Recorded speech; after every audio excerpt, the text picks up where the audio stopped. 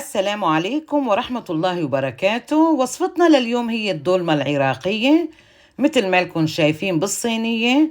ما شاء الله وصفة كتير لذيذة. فيلا معي لكم على المكونات وكيف بنساويها. الخضرة اللي بنحتاجها للدولمة العراقية هن عندي هون كوسة وفلفل أخضر، وعندي باذنجان. طبعا أنا أخذي باذنجان نوعين، في الصغير واخده هدول الطوال بدي اقصهم بالنص، وهون في سلق وملفوف وبصل. طبعا انا حطيت السلق بالمي مثل ما لكم شايفين وقطعتهم، والملفوف كمان حطيته بمي سخنه وجهزته، والبصلات مثل ما لكم شايفين قصيتها من قص الحد هيك غميق للاخير، ومنحطها بقلب مي سخنه افضل لحتى تفتح معنا بشكل مظبوط. فهلا هدول جاهزين، وبدي ابلش اجهز معكم الباذنجان والكوسه.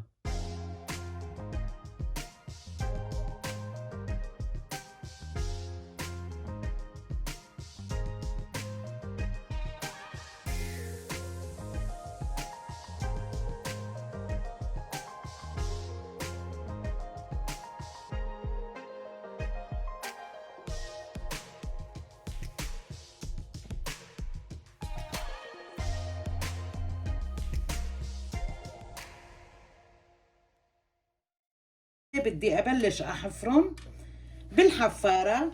بدي شوي من لب الباذنجان ولب الكوسه، مو كتير، بدي احطه مع الحشوه. بحط شوي على جنب، وكتير كتير سهل حفرم. طبعا حسب الحفاره اللي عندكم، شوفوا قوام بيصيروا.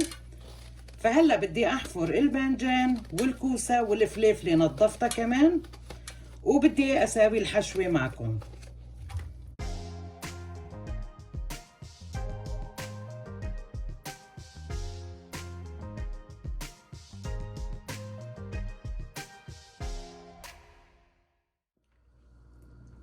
انا اخذت هون كرفس. الكرفس كلياتنا بنعرفه مثل البقدونس، فبدي افرمه ناعم كتير كتير لحتى احطه بقلب الحشوة. طبعا في ناس بحبوا يحطوا الشبت والبقدونس والكزبرة الخضراء. بس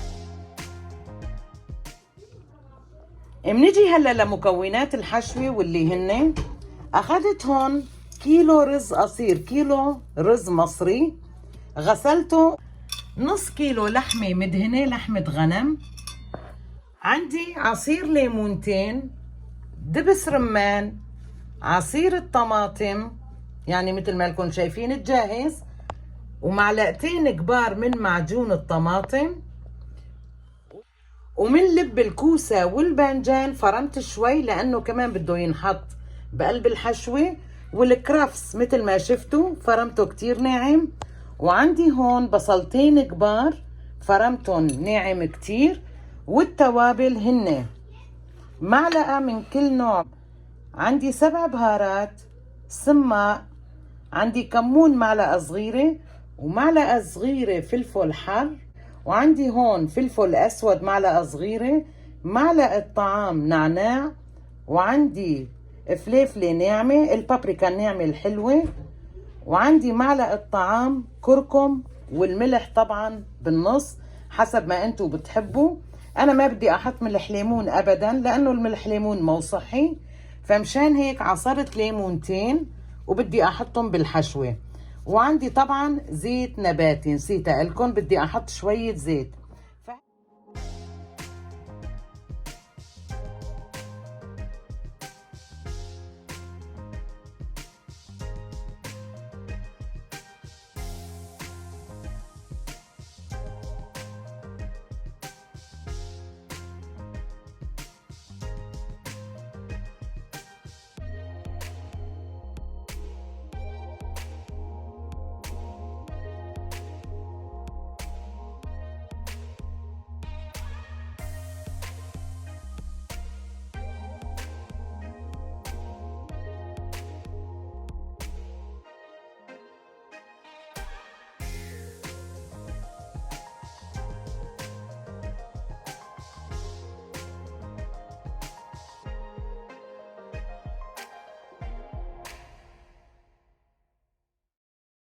بدي أجهز أرض الطنجرة.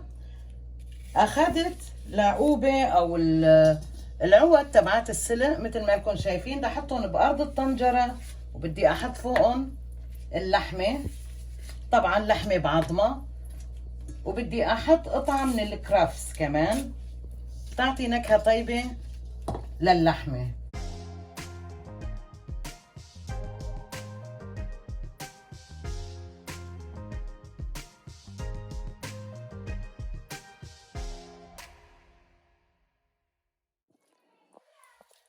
منجي هلا لحشي الباذنجان. بتحشوها 3/4، ما بدنا نحشيها كتير هالقدر، وبحطهم على جنب. والكوسة نفس الشي كمان 3/4، وبنحط لها سدادة.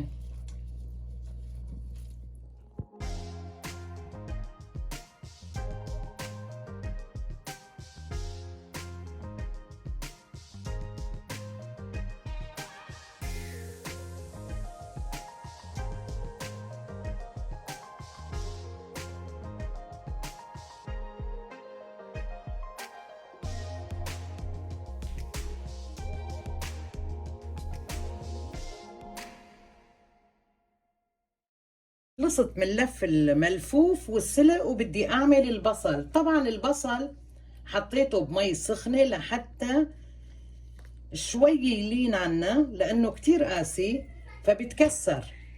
شوفوا كيف هلا هيك.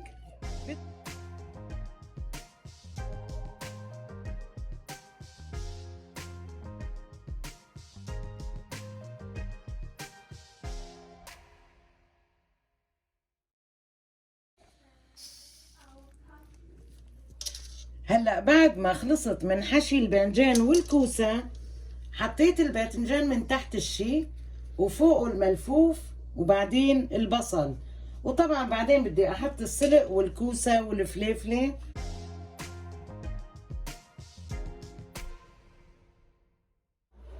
هلا بعد ما حطينا كلهم بالطنجرة بدي احط صحن فوقهم، وشعلت تحت الطنجرة على عيلي بلشت تغلي. هلا هون حطيت مي سخنة بجاط، وعم بحط دبس الرمان. طبعا انا بدي اكتر دبس رمان، لانه مثل ما قلت لكم ما بحط ملح ليمون. بدي اعصر ليمونتين كمان للمرقة، وبتحطوا معلقتين كبار مي فرنجي، يعني معجون الطماطم. شوفوا شقد بنحط معلقتين كبار، والملح طبعا حسب انتو شقد بتحبوا الملح. يعني انا بدي احط معلقة طعام، وهي الصوص اللي بدها تجي فوقه.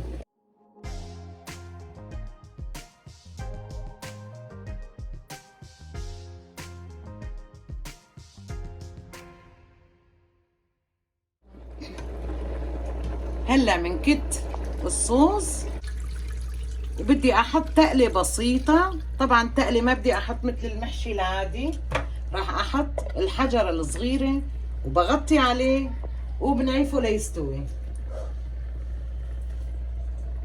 وهلا بعد ساعتين المحشي استوى عنا، يعني الدولمة العراقية. فبدنا نفضي المرقة من فوقها بطنجرة، وبعدين بدنا نقلبهم بالصينية.